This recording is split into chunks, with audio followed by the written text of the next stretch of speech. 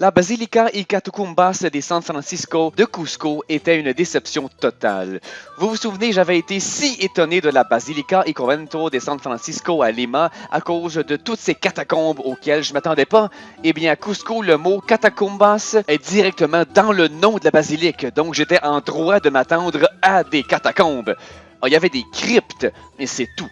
Des tombeaux bien propres et ordonnés dans une salle à peine souterraine, mais pas de catacombes. Pas de réseau de tunnels et de chambres mystérieuses, et encore moins de structures d'ossements macabres. Du moins, s'il y avait véritablement des catacombes à San Francisco de Cusco, je les ai manqués. Peut-être qu'ils avaient temporairement remisé les catacombes, les avaient entreposées quelque part, genre, dans la cave. Et bien entendu, photographie refusée. Sauf pour le jardin. Très beau, mais loin d'être le seul comme ça en ville. Il y avait toutefois un attrait qui méritait tellement d'attention que j'en ai acheté une carte postale, que je vous montre ici volontiers. C'est un arbre généalogique franciscain absolument gigantesque. La fresque mesure 9 mètres par 12 mètres et y est absolument saisissante. Elle vaut la visite à elle seule. Seule chose que je comprends pas, c'est que si c'est un arbre généalogique franciscain et que les moines franciscains étaient supposés être chastes, l'arbre devrait pas juste avoir genre une branche avec un gars.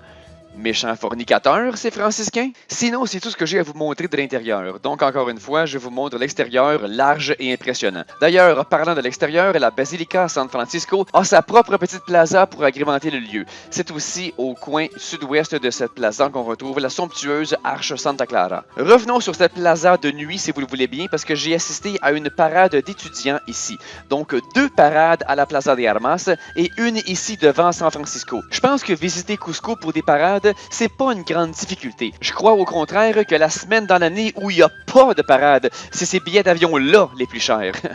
La parade culminait en face du collège, juste à côté de l'église, ce qui explique la présence des étudiants. Ce logo-là, c'est le sigle du collège. Je suis repassé un autre jour et il y avait encore une certaine activité autour des lieux. Je crois que ces parades avaient un certain cachet politique. Ça expliquerait aussi la présence de la police. Bien calme, bien effacée, mais elle était là quand même. Comme il y avait moins à dire que je l'aurais espéré sur la San Francisco de Cusco, je vais parler d'un tout petit établissement qui était tout proche. Un musée de cire, ou en fait de silicone. Je ne l'ai pas visité, mais il y avait quelques modèles intéressants à l'entrée, incluant ce Bruce Willis en habit militaire. Je sais pas si c'est supposé être quel personnage ça. Ils ont dû se dire Bruce Willis, gars d'action, qui voit plus d'action qu'un militaire. Go, habillez-le en soldat. Pas nécessairement des grands cinéphiles qui ont habillé les statues. Et bien sûr, comme ce sont des statues de silicone, d'après vous, qui avait le potentiel d'être leur pièce la plus réussie? Merci de votre écoute. J'apprécie énormément vos commentaires, vos abonnements, vos likes, mais de loin, la méthode la plus efficace pour m'encourager est de devenir supporter sur Patreon. Vous m'aiderez alors à travailler sur ces capsules à temps plein et ainsi les produire dans des délais bien plus brefs.